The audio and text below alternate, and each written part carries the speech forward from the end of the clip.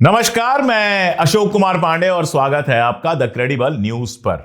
आपने बहुत सुना होगा टुकड़े टुकड़े गैंग। टुकड़े टुकड़े गैंग उसको कहा जा सकता है जो हमेशा तोड़ने में लगा रहता है, जिसका जोड़ने में कोई इंटरेस्ट नहीं है। इसको इससे तोड़ दो, उसको इससे तोड़ दो, यहां से तोड़ दो, वहां से तोड़ दो। दिन रात जो तोड़ने पर लगा रहता है उसको कहना चाहिए टुकड़े टुकड़े गैंग। और जब मैं इस बारे में सोचता हूं तो मुझे लगता है कि भारतीय जनता पार्टी से बड़ा टुकड़े टुकड़े गैंग इस देश में ना पहले पैदा हुआ ना आगे कभी पैदा होगा। मैं क्यों कह रहा हूं? मणिपुर का किस्सा आप जानते हैं। कुकी और मैतेई के बीच में ऐसा तोड़ा गया कि सीमा बनी हुई है, इधर से और उधर से सीमा बनी हुई है। उधर के लोग इधर नहीं जा सकते, इधर के लोग उधर नहीं जा सकते। यूरोप जब आप जाते हैं तो यूरोप के एक देश से दूसरे देश में जाने के लिए सीमाएं तो हैं, लेकिन कोई रोकने वाला नहीं है। एक बार आप वहां पहुंच जाते हैं, किसी भी मुल्क में आप पहुंच जाएं, जर्मनी पहुंच जाएं, नीदरलैंड पहुंच जाएं, कहीं भी पहुंच जाएं, एक बार आपका वीजा चेक होता है और उसके बाद आप आराम से बस में बैठकर, ट्रेन में बैठकर, फ्लाइट में बैठकर कहीं से कहीं यूरोप के अंदर जा सकते हैं। कोई आपका इमिग्रेशन नहीं होता, कोई आपका वीजा चेक नहीं करता, आप आराम से घूमते हैं। और यहां एक ही राज्य में, मणिपुर में, उधर से इधर आने जाने के लिए मुश्किल है, सुरक्षा चाहिए। यह तोड़ना किसने किया है? मणिपुर को दो हिस्सों में किसने बांटा है? भारतीय जनता पार्टी, जिसकी राज्य में सरकार थी और जिसकी केंद्र में सरकार है, आज भी केंद्र शासित प्रदेश है, तो वहां पर बीजेपी का ही राज है, क्योंकि केंद्र में बीजेपी की सरकार है। और ऐसे कितने बंटवारे हुए हैं बताने की जरूरत नहीं है, आप जानते हैं। मोहल्ले बंट गए हैं, शहर बंट गए हैं, क्या क्या हुआ है सब आप जानते हैं। और इस बंटवारे में जो साझेदारी, भागीदारी केंद्र सरकार की तरफ से हुई थी वो ये हुई थी कि लद्दाख को जम्मू और कश्मीर से अलग कर दिया गया था। लद्दाखी बहुत खुश थे, सोनम वांगचुक खुशियां मना रहे थे। उनको लगा था लद्दाख के अंदर अब तो विकास ही विकास होगा, स्वायत्त परिषद बन जाएगी, आदिवासी अधिकार मिल जाएंगे। हुआ क्या? हुआ यह कि सोनम वांगचुक जेल में है। अधिकार मिलना तो दूर, अधिकार की मांग उठाने के लिए सोनम वांगचुक जेल में है। जब जेल में गए तो बहुत शोर हुआ, लेकिन अब जेल में पड़े हुए हैं, कोई बात करने वाला भी नहीं है। डेट पर डेट पड़े जा रही है और पता नहीं कितने दिन उनको जेल के अंदर रहना पड़ेगा। अब जम्मू और कश्मीर के बीच में बंटवारा करने के लिए, जम्मू और कश्मीर को अलग अलग करने के लिए भी ऐसा लगता है कि भारतीय जनता पार्टी लग गई है। भारतीय जनता पार्टी के एक सीनियर लीडर हैं श्यामलाल शर्मा। जब महबूबा मुफ्ती के साथ मिलीजुली सरकार बनी थी तो शर्मा जी मंत्री थे और शर्मा जी का बयान आया है कि जम्मू कश्मीर को अलग अलग कर देना चाहिए, क्योंकि कश्मीर घाटी के लोग देश के प्रति वफादार नहीं हैं। ये सर्टिफिकेट लेके आए हैं शर्मा जी की घाटी के लोग देश के लिए वफादार नहीं है। अगर घाटी के लोग देश के लिए वफादार नहीं है तो भारत सरकार घाटी को या तो आजाद कर दे या घाटी पाकिस्तान को दे दे। भाई, जब वहां के लोग ही आपके साथ नहीं हैं, और ये आप खुद कह रहे हैं, दुनिया कहती तो हम जवाब देते कि गलत है, ये आप खुद कह रहे हैं कि वहां के लोग आपके साथ नहीं हैं, तो सरकार आजाद कर दे उनको। कह दे भैया तुम हमारे देश के साथ नहीं हो तो हमारे देश में क्यों रहना चाहते हो, जाओ अलग देश बना लो। पाकिस्तान के साथ मिलना है उसके साथ मिल जाओ, चीन के साथ मिलना है उसके साथ मिल जाओ, जो मन करे करो, हमारा साथ छोड़ दो। लेकिन नहीं, ये तो आप करेंगे नहीं। और ये अगर करेंगे तो हमारे जैसे लोग आपका जीना हराम कर देंगे, सड़कों पर उतर के इसका विरोध करेंगे कि आप कश्मीर के साथ ऐसा कैसे कर सकते हैं। तो ये बहाना बनाकर जम्मू को कश्मीर से अलग करने की मांग कर रहे हैं शर्मा जी। शर्मा जी जैसे लोग, किसी जाति पर मैं कोई टिप्पणी नहीं कर रहा, शर्मा जी जैसे जो लोग हैं उनको टुकड़े टुकड़े गैंग का सबसे सक्रिय मेंबर कहा जाना चाहिए, सबसे एक्टिव मेंबर कहा जाना चाहिए, जो सिर्फ तोड़ने पर लगे रहते हैं। पहले लद्दाख को जम्मू और कश्मीर से अलग किया, उसके बाद कह रहे हैं कश्मीर से जम्मू को अलग कर दो, उसके बाद कहेंगे जम्मू डिस्ट्रिक्ट को कहीं और से अलग कर दो, पुंछ अलग कर दो, जम्मू डिस्ट्रिक्ट अलग कर दो। कभी कुछ कहेंगे, कभी कुछ कहेंगे, कहते ही चले जाएंगे। ये वही लोग हैं, उसी टाइप के लोग हैं कि एक मेडिकल कॉलेज मिला जम्मू और कश्मीर को, वहां मुस्लिम बच्चों का ज्यादा एडमिशन हो गया और वो एडमिशन किसी ने किया नहीं, किसी का एहसान नहीं था, कोई सोर्स से एडमिशन नहीं हुआ था। जो राष्ट्रीय स्तर की परीक्षा होती है, नीट होता है, नीट का एग्जाम पास करके, क्वालिफाई करके, रैंकिंग उनकी हाई थी, इसलिए उनको वो कॉलेज मिला। भाई साहब, वो कॉलेज ही बंद करवा दिया गया, उस कॉलेज से मेडिकल की मान्यता ही छीन ली गई। राज्य का एक मेडिकल कॉलेज गिफ्ट कर दिया गया कि नहीं चाहिए हमें, यहां राज्य और डिस्ट्रिक्ट मरते हैं कि एक मेडिकल कॉलेज मिल जाए, और वहां मिले हुए मेडिकल कॉलेज को किनारे लगा दिया। नतीजा क्या? नतीजा यह कि उन छात्रों को तो कश्मीर के अंदर या बाहर कहीं ना कहीं मेडिकल में एडमिशन मिल ही जाएगा जब नीट क्लियर करके आए हैं, लेकिन राज्य के हाथ से एक मेडिकल कॉलेज निकल गया। ये जम्मू का विकास चाहते हैं ये लोग, और कह रहे हैं कि कश्मीर से अलग हो जाने के बाद जम्मू का विकास होगा।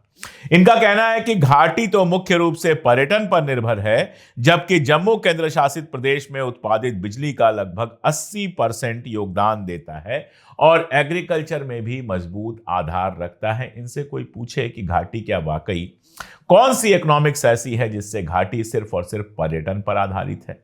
क्या घाटी के अंदर खेती नहीं होती? क्या घाटी के अंदर केसर नहीं होता? क्या घाटी के अंदर बादाम नहीं होता? क्या घाटी के अंदर अखरोट नहीं होते? क्या घाटी के अंदर तमाम सारा एग्रीकल्चर नहीं होता? ये जम्मू और कश्मीर के मंत्री रह चुके शर्मा जी हैं जो जम्मू को अलग करने की बात कर रहे हैं। डेटा के साथ बात करूंगा तो समझ में आ जाएगा भेदभाव होता है कि नहीं होता है, लेकिन मोटी बात यह है कि जम्मू और कश्मीर को बांटने का यह मामला नया नहीं है, पहले भी इस तरह की बातें होती रही हैं। जम्मू और कश्मीर का अपना एक ऐतिहासिक रिश्ता है, बहुत तरह के रिश्ते हैं ये। अगर डोगरा शासन से पहले आप देखेंगे तो स्थिति कुछ ऐसी थी कि कश्मीर का जो शासक था वो मेन होता था, जम्मू का शासक अक्सर उसका सब्सिडरी होता था। डोगरा शासन के बाद मामला बदला। डोगराज जो थे वो बेसिकली जम्मू के ही शासक थे। जम्मू के राजा का उनको खिताब मिला था, राजा गुलाब सिंह थे वो। जब खरीद लिया, अंग्रेजों से खरीद लिया उन्होंने कश्मीर को, अमृतसर संधि में जब खरीद लिया अंग्रेजों से 75 लाख नानक शाही रुपए देकर जब कश्मीर को खरीद लिया उन्होंने, तो वो कश्मीर के भी राजा हुए। और उसके बाद कश्मीर के साथ क्या क्या किया, कैसे कैसे किया, कश्मीर के साथ कितना अन्याय हुआ, वो बहुत डिटेल में अपनी किताब कश्मीरनामा और कश्मीरी पंडित में मैं बता चुका हूं। यहां बताने बैठूंगा तो 1 घंटे का लंबा वीडियो हो जाएगा, आपके लिए दिक्कत हो जाएगी। कश्मीर पर एक सीरीज शुरू की थी मैंने, जल्दी ही उसके आगे के भी जो एपिसोड्स हैं वो आएंगे और आप देख पाएंगे कि कश्मीर में कैसे कैसे क्या क्या खेल हुआ है। खैर, ये जब बयान आया तो फारूक अब्दुल्ला साहब सामने आए, उन्होंने इसको बेतुका बताया। लेकिन उमर अब्दुल्ला का बयान मुझे ज्यादा अच्छा लगा, जिन्होंने कहा कि भाजपा ने लद्दाख का विभाजन करके लद्दाख को बर्बाद कर दिया और जम्मू का विभाजन होगा तो जम्मू को भी बर्बाद कर दिया जाएगा। महबूबा मुफ्ती का भी इस पर बयान आया है और भी लोगों का बयान आया है। मेरा सवाल दूसरा है। मेरा सवाल यह है कि कश्मीर भारत का हिस्सा क्यों बना? क्योंकि हमने कहा कि भारत का विभाजन धर्म के आधार पर नहीं हुआ है। पाकिस्तान एक एब्रेशन है, ठीक है, पाकिस्तान उसने ले लिया, लेकिन भारत में हिंदू और मुसलमान सब रह सकते हैं। भारत की जमीन हिंदू और मुसलमान सबकी है। हम 2 नेशन थ्योरी नहीं मानते कि मुसलमान का अलग देश और हिंदू का अलग देश, इसलिए हम एक सेकुलर देश बनेंगे और इसी वजह से जम्मू और कश्मीर भारत का हिस्सा बना रहा। यही वजह थी कि जम्मू और कश्मीर को हमने अपने देश के अंदर न केवल रखा बल्कि सारी पाकिस्तान की जो थ्योरी थी उसको रिजेक्ट कर दिया। असल में 2 नेशन थ्योरी को अकेले जिन्ना थोड़े मानते थे। जो आज की भाजपा है, जो कल जनसंघ थी, हिंदू महासभा थी, ये लोग भी 2 नेशन थ्योरी को मानते थे और अगर इन लोगों का चला होता तो कश्मीर पाकिस्तान का हिस्सा बन गया होता। ऐसा लगता है कि उस समय की साजिश को दोबारा ये लोग खेलने के चक्कर में हैं। और 2 नेशन थ्योरी तो उसी दिन ढह गई थी जिस दिन बांग्लादेश पाकिस्तान से अलग हो गया था। एक धर्म के देश थे, बांग्लादेश में भी मुसलमान बहुसंख्या है, पाकिस्तान में भी मुसलमान बहुसंख्या है, लेकिन भाषा के आधार पर यह विभाजन हो गया था और पाकिस्तान टूट गया था। मुसलमानों का देश होने का जो उसका दावा था उसी दिन खारिज हो गया था, 2 हिस्सों में बंट गया था।